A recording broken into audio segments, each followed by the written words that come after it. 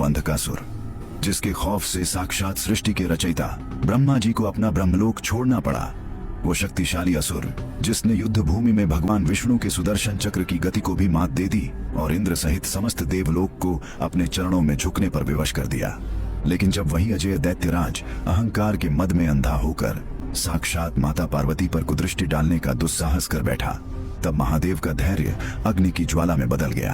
दरअसल इस विनाशकारी युद्ध की नींव बहुत पहले ही रखी जा चुकी थी।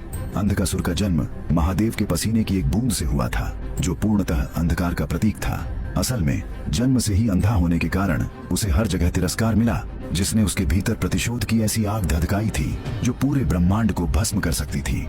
उसने अपनी अजेय शक्ति प्राप्त करने के लिए हजारों वर्षों तक पाताल की उन भयानक कंदराओं में ऐसी कठोर तपस्या की जिसकी कल्पना मात्र से ही किसी भी आर्षी का कलेजा फट जाए। तपस्या का तेज इतना प्रचंड था कि हिमालय की अमर बर्फ पिघलने लगी और तीनों लोगों के प्राणी त्राही त्राही करने लगे। तभी विवश होकर ब्रह्मा जी प्रकट हुए और उस चालाक असुर ने एक ऐसा वरदान मांगा जिसने सृष्टि के नियमों की धज्जियां उड़ा दी। उसने मांगा, प्रभु, यदि युद्ध भूमि में मेरे शरीर से रक्त की एक भी बूंद धरती पर गिरे तो उस बूंद से मेरे जैसा ही वीर और पराक्रमी एक नया अंधकासुर जन्म ले ले। ब्रह्मा जी ने थास्तु कह दिया, परंतु वे नहीं जानते थे कि वे कितनी बड़ी गलती कर रहे हैं। वरदान पाते ही अंधकासुर अट्टहास करने लगा और उसने सबसे पहले ब्रह्मलोक पर ही धावा बोल दिया। ब्रह्मा जी, जो शांति के प्रतीक हैं, इस असुर के रणहुंकार के आगे विवश हो गए। दरअसल अंधकासुर जानता था कि ब्रह्मा जी युद्ध के देवता नहीं हैं, इसलिए उसने उनके संयम की धज्जियां उड़ा दी। ब्रह्मा जी को अपना लोक छोड़कर सुरक्षित स्थान की ओर भागना पड़ा। इसके बाद अंधकासुर ने स्वर्ग पर आक्रमण किया। देवराज इंद्र ने सोचा कि वे अपने ऐरावत और वज्र के बल पर इस असुर को धूल चटा देंगे, परंतु जैसे ही इंद्र ने अपना वज्र अंधकासुर की छाती पर मारा, वहां से रक्त की हजारों बूंदें फव्वारे की तरह निकली। देखते ही देखते पूरा स्वर्ग करोड़ों अंधकासुरों से भर गया। इंद्रदेव दिशाहारा होकर युद्ध भूमि से भाग खड़े हुए। जब देवताओं का करुण क्रंदन क्षीर सागर तक पहुंचा तो भगवान विष्णु अपने दिव्य गरुड़ पर सवार होकर रणभूमि में उतरे। विष्णु जी को देख देवताओं की जान में जान आई। उन्हें लगा कि अब अधर्म का अंत होगा। नारायण ने अपनी कौमुद की गदा उठाई और अंधकासुर को ललकारा। दोनों के बीच ऐसा भीषण मल्ल युद्ध शुरू हुआ कि धरती का कोना कोना प्रकंपित होने लगा। विष्णु जी ने गदा से असुर के सिर पर प्रहार किया, परंतु अंधकासुर ने उसे हवा में ही रोक लिया। असल में अंधकासुर की शारीरिक शक्ति अब साक्षात देवताओं के समान हो चुकी थी। विष्णु जी ने उसे अपनी माया में उलझाना चाहा, पर ब्रह्मा के वरदान ने उसे हर माया से परे बना दिया था।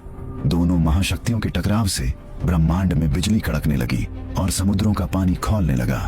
क्रोध में आकर भगवान विष्णु ने अपने सुदर्शन चक्र का आवाहन किया। चक्र ने बिजली की गति से अंधकासुर का मस्तक धड़ से अलग कर दिया। तभी उस कटे हुए गले से रक्त की ऐसी मूसलाधार वर्षा हुई कि पूरी रणभूमि लाल हो गई। हर एक बूंद से एक नया असुर खड़ा हो गया और देखते ही देखते वहां करोड़ों अंधकासुर रणहुंकार भरने लगे। विष्णु जी ने जितने असुरों का संहार किया, उससे 100 गुना ज्यादा असुर फिर से खड़े हो जाते। तभी विष्णु जी ने मन ही मन सोचा, यह असुर साधारण अस्त्रों से नहीं मरेगा। ब्रह्मा का यह वरदान सृष्टि के लिए महाकाल बन चुका है।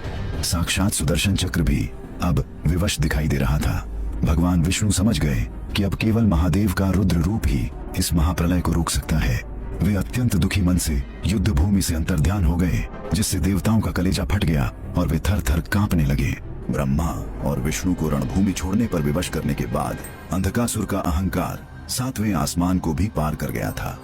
उसे लगने लगा कि अब इस ब्रह्मांड में कोई ऐसी शक्ति नहीं बची जो उसका अंत कर सके। दरअसल इसी मद में चूर होकर उसकी कुदृष्टि जगत जननी माता पार्वती पर पड़ी। उसने अत्यंत अपमानजनक स्वर में चिल्लाकर कहा, ऐसी अनुपम सुंदरी का स्थान इस भस्मधारी तपस्वी के पास नहीं, बल्कि मेरे जैसे अजेय सम्राट